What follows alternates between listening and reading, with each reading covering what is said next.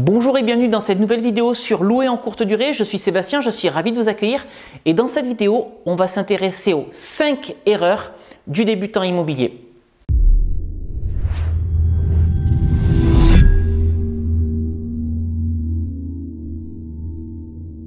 Alors avant qu'on rentre dans le vif du sujet de cette vidéo et qu'on parle des 5 erreurs du débutant immobilier ou plutôt des 5 fausses croyances à propos de l'immobilier, ce que je vous propose de faire, c'est de vous abonner à cette chaîne YouTube de façon à rejoindre une communauté de plusieurs milliers de personnes passionnées d'immobilier et de location courte durée. N'hésitez pas non plus à activer la cloche pour être informé de la publication de toutes mes nouvelles vidéos.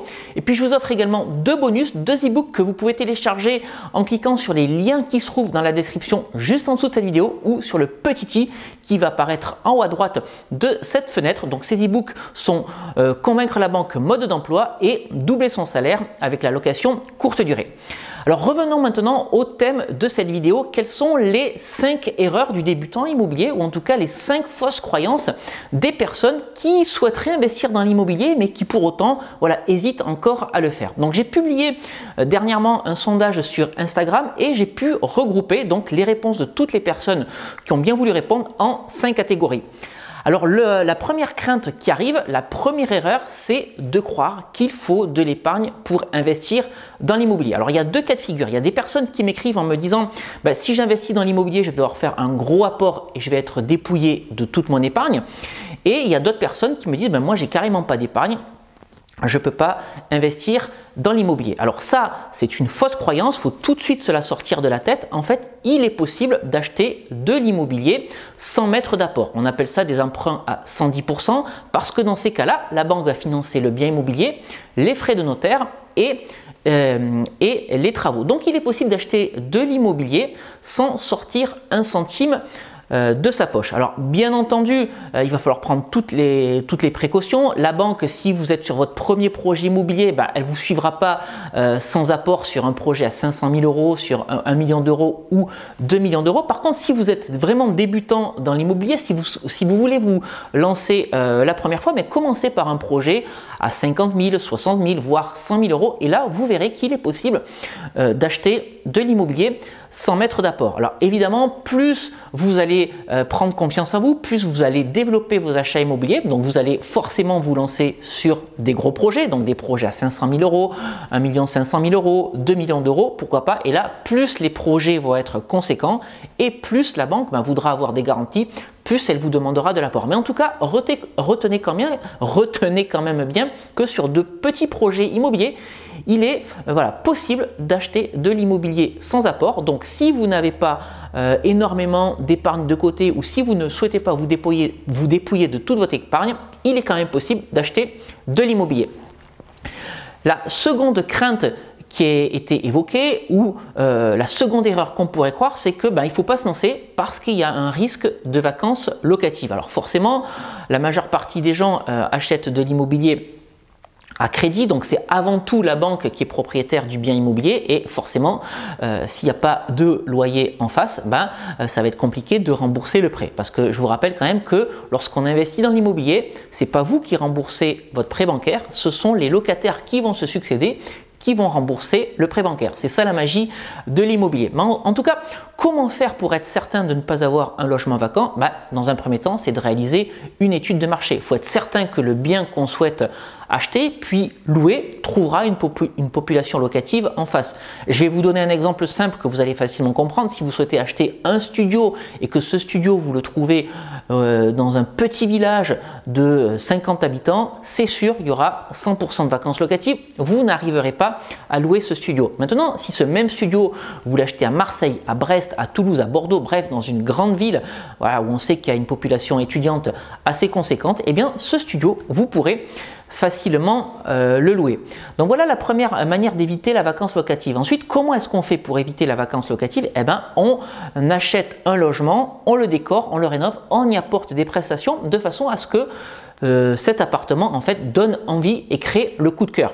Et Un appartement qui crée le coup de cœur, c'est quand même quelque chose de génial parce que non seulement vous allez pouvoir le louer plus cher, mais les locataires vont s'y sentir bien, donc peut-être y rester plus longtemps. Et puis le jour où ils devront quitter ce logement, peut-être voilà, qu'ils feront fonctionner le bouche à oreille et ils recommanderont votre logement à d'autres personnes, ce qui vous facilitera les phases de remise en location. Donc voilà comment est-ce qu'on évite d'avoir un logement vacant. En tout cas, la vacance locative, ça ne doit pas être un élément qui doit vous freiner puisque c'est à vous de maîtriser cette vacance locative et de faire en sorte de l'éviter. La troisième remarque qui m'a été faite et l'erreur qu'on pourrait croire, c'est que l'immobilier est trop cher et donc on ne trouve pas des biens immobiliers rentables.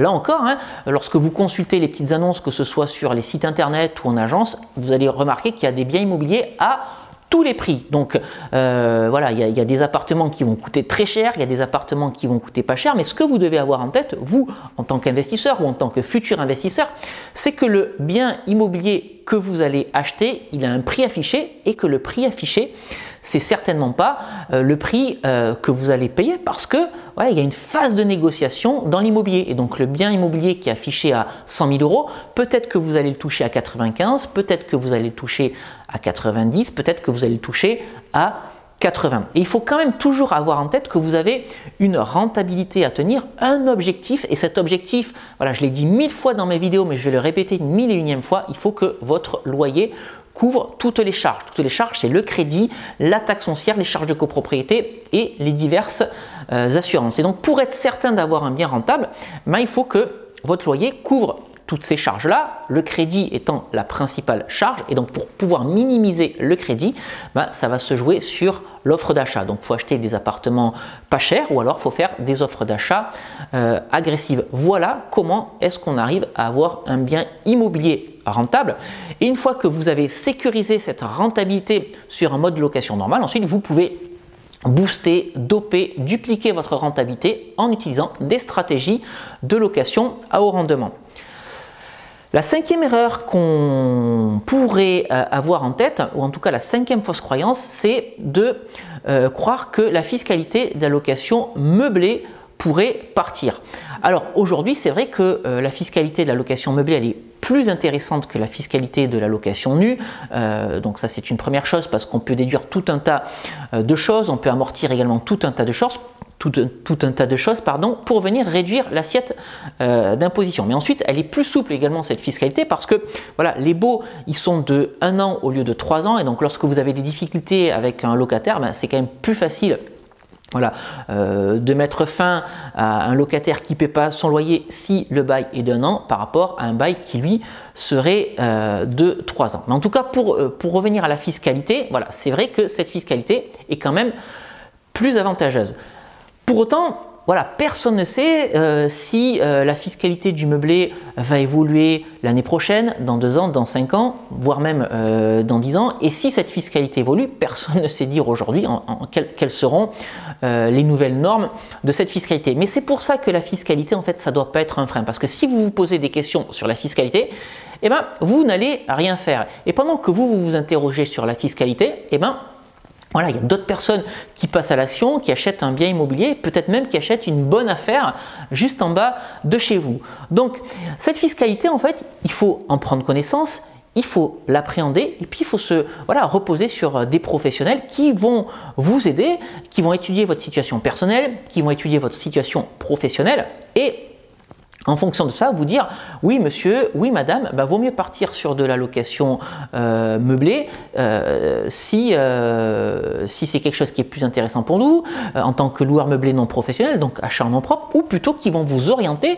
vers une stratégie plutôt en société, SCI, SAS, SARL. Mais ça, c'est vraiment l'expert comptable qui pourra vous aider là-dessus. Maintenant, on parle de location meublée, mais il faut savoir qu'il y a également d'autres stratégies dans l'immobilier. J'ai parlé de location nue, même si ça reste quelque chose de moins intéressant, on peut quand même faire de jolies choses avec la location nue dans l'immobilier.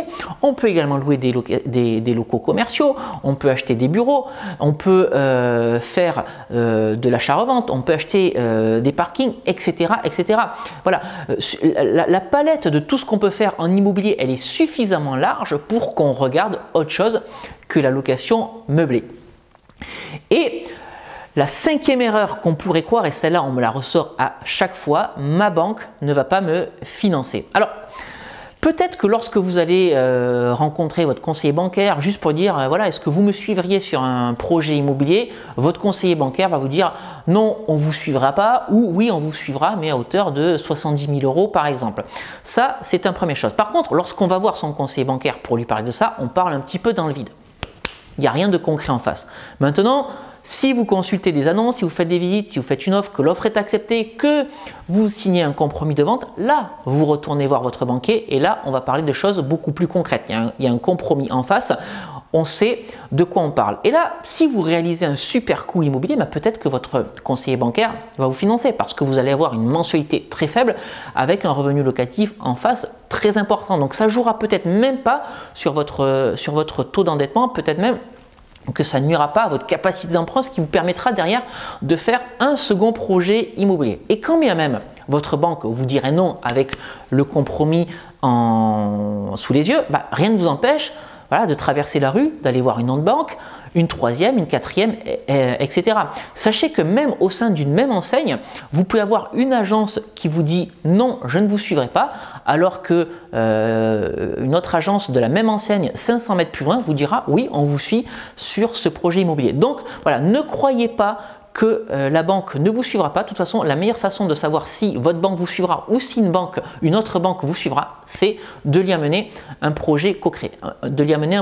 Voilà. Donc surtout, sortez-vous bien de la tête que la banque ne finance pas.